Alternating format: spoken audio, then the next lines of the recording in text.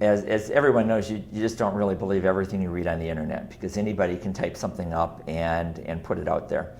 So we looked at it and said, we have never, and all of us that looked at it had the same comment, we've never seen anything that would change cognitive skill levels so dramatically in 3 short months.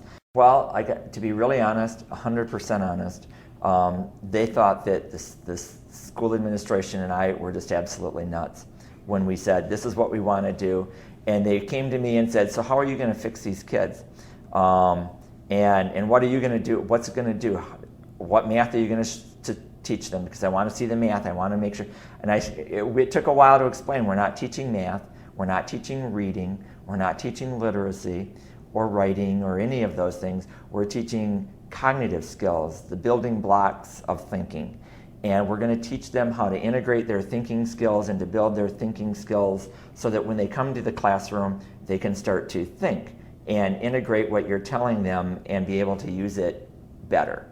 And so it's not going to replace the fact that student A is 3 years behind in math. They still need tutoring in math, but they're going to catch up faster, or maybe they'll just catch up, period, where they wouldn't have done that before. I would chat with the teachers every single week, not every day, but every week, about their students in BrainWare and saying, how's school coming? Well, they're still doing the same thing. I'm not seeing anything different.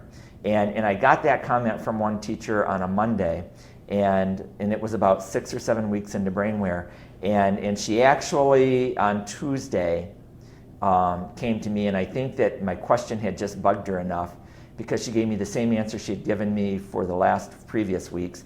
She actually went home that night and sat down and looked at how that student was doing in class.